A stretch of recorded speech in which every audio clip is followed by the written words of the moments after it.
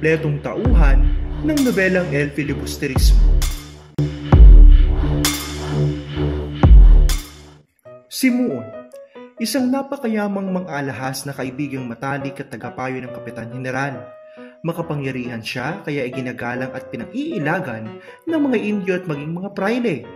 Nais niyang udyukan ang damdamin ng mga makabayang Pilipino sa palihim at tahimik niyang paghahasik ng rebolusyon.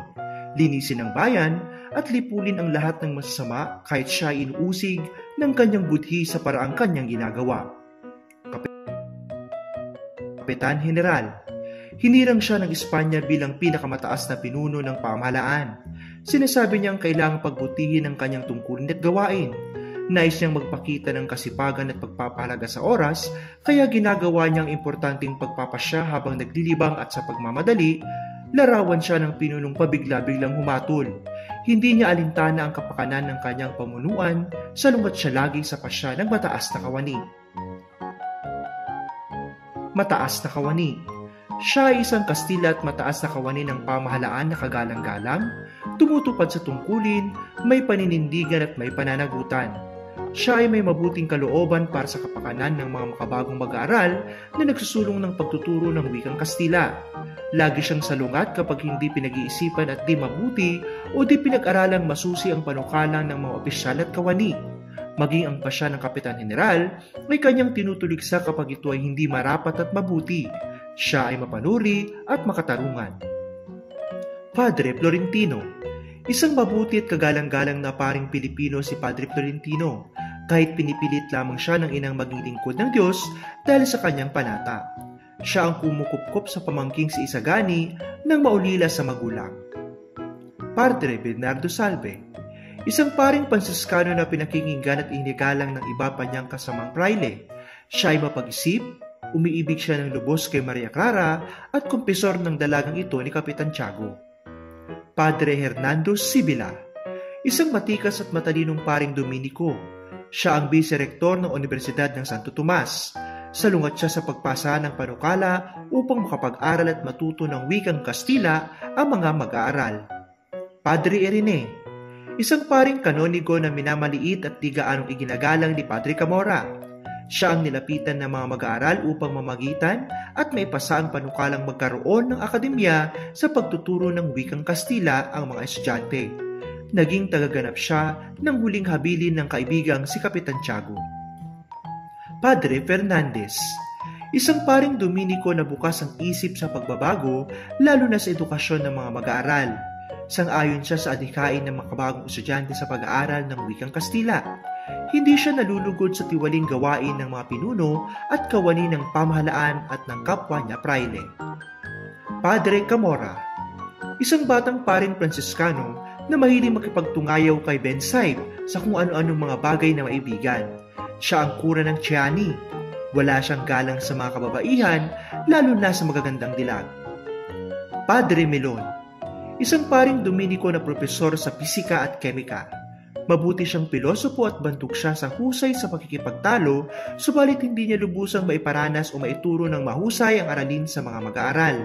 Makikita sa kanya ang maling sistema ng edukasyon sa bansa noon. Kabisang Tales, kilala rin bilang Telesforo Juan de Dios, ang napakasipag na magsasaka na dating kasama ng mayamang may lupain. Umunlad siya dahil mahusay niyang ginamit ang kinitang pera. Pinili siyang maging kabesa ng barangay ng kanyang mga kanayon dahil sa kanyang kasipagan at pagiging mabuting tao. Huli, ang pinakamagandang dalaga sa Tiani na anak ni Kabisang Tales. Larawan siya ng Pilipinang madasalin, matiisin, masunurin at madiskarte sa buhay para makatulong sa pamilya. Tata Celo, ang kumalinga sa batang si Basilio sa gubat ng tumakas sa Guardia Sibil sa Noli Me Tangere. Siya ang maunawing tatay ni Kabisang Tales, mapagmahal na lolo kanila Julie at Tano. Tinis niya ang matinding kasawian at bigating mga mahal niya sa buhay. Tano, anak ni Kabisang Tales na tahimik at kusang loob na sumunod sa kagustuhan ng amang siya'y magsundalo. Nawala ng matagal na panahon at nang magbalik ay siyang naging dahilan ng kasawian ng mahal niya sa buhay. Basilio, nalampasan niya ang hilahil ng buhay dahil nagpaalipin siya kay Kapitan Tiago. Nagpunyagi siya sa pag-aaral. Nilunok niya ang pagmamaliit sa kanya ng kapwa mag-aaral at ng mga guro dahil sa kanyang anyo at kalagayan sa buhay. Nagtagumpay siya at nakapanggamot agad kahit pa natatanggap ang diploma ng pagtatapos. Isagani. Isang malalim na makata o manunugma. Mahusay siyang makipagtalo. Matapang siya sa pagpapahayag ng kanyang pinaniniwalaan kanino man. Matuwid siya at ayaw sa likong paraan sa pagkamit ng adhikain. Pamangkin siya ng butihing si Padre Florentino. Makaraig. Isang mag-aaral sa abogasya na nangunguna sa panawagang ng pagbubukas ng akademya sa pagtuturo ng Kastila. Siya ay masipag mag-aral, mahusay makipagtalo, mapitagan, nakalulugod na mag-aaral, at palabas ang iba't ibang aklat kaya't nangunguna sa pagbabago. Siya ay napakayaman at bukas palad sa kapwa. Placido Penitente. Mahinahon at mapagtimpi ang kahulugan ng kanyang pangalan na pilit niyang pinaninindigan kahit palubhang kinaiisinatan din niya ito. Kapag siya ay napuno, parang bulkan siyang sumasabog at walang kinatatakutan. Pekson. Papanuring mag-aaral sa Pekson. Masigasig siyang makipagtalo upang mailabas ang matalinong kaisipan at kasagutan sa iba't ibang usapin. Hindi siya agad naniniwala sa mga bali-balita lamang, kaya tila lumalabas sa iba na siya ay mapangambahin at laging nag-aalala. Juanito Pilaes. Isang mayamang mag-aaral na tamad at lokatsero. Laging inaabuso at tinatakot si Placido. May kapansanang pisikal subalit hindi niya naipapakitang sagabal ito sa kanyang pagkatao dahil nakakamit niya ang mga nais. Masugid siyang manliligaw ni Paulita Gomez na pinaboran ng tiyahin ng dalaga na si Doña Victorina.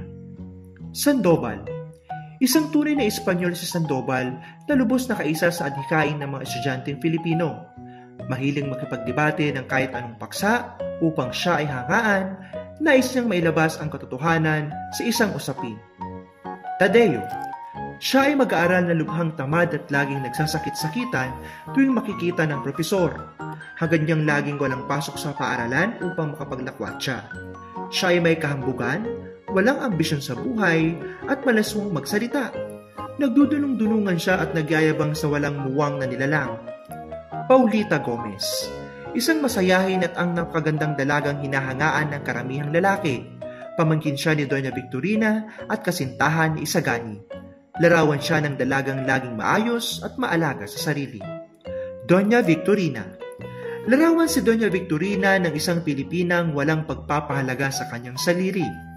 Inaalimura, tinutuligsa, at itinatakwil ang mga Indyong kanyang kalipi. Don Tiburcio. Isang Espanyol na asawa ni Doña Victorina na nagtago at nagpasyang hindi na muling magpakita sa asawa dahil sa kapritsyo nito. Siya ang larawan ng mga lalaking walang buto, sunod-sunuran at takot sa asawa. Kapitan Tiago. Dating kaibigan ng mga praile subalit sumama ang loob sa mga ito. Nawala ng kahulugan ng kanyang buhay nang pumasok na si Maria Clara sa monasteryo. Nalulong siya sa sabong at paghihit ng apyan. Nawala siya sa katinuan. Siya ang naging kasangkapan sa pagbabagong buhay ni Basilio. Kapitan Basilio. Isang mayamang mamamayan na taga San Diego. Siya ang ama ni Sinang at asawa ni Kapitana Tika. Galante sa mga pinuno at kawani ng pamahalaan at sa mga praile upang maiwasan ang problema o kagipitan sa mga pabor na kanyang kakailanganin. Maria Clara. Ang tanging babaeng inibig ni Simon sa kanyang buhay. Isa siya sa mga dahilan ng pagbabalik ni Ibarra sa katauhan ni Simeon sa Pilipinas.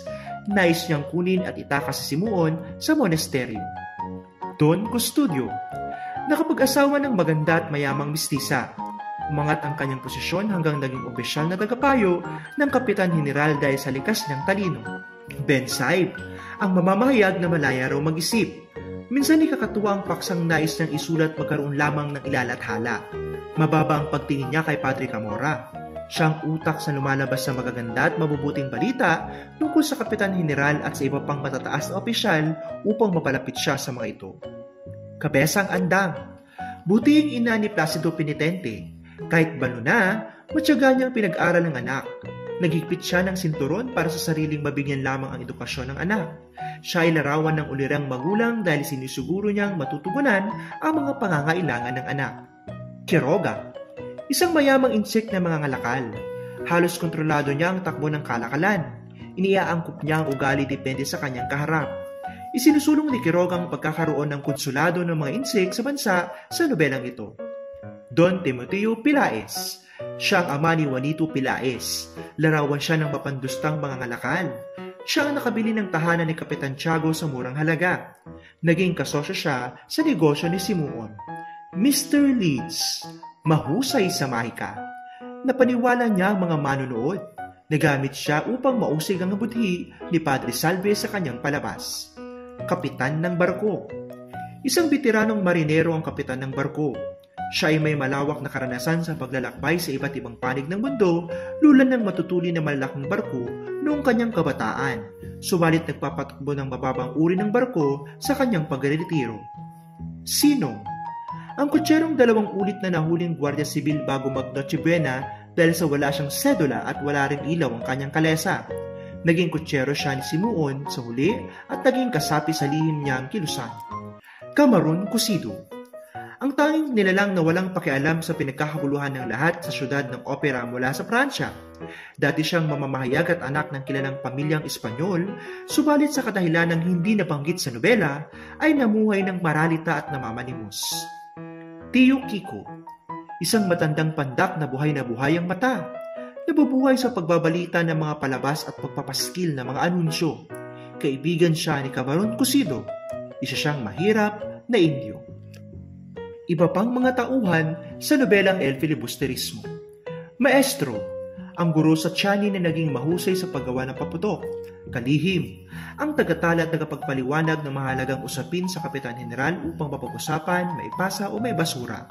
Mr. Juoy, ang nagdala ng pangkat ng mga awit na Pranses para sa isang opera sa Maynila.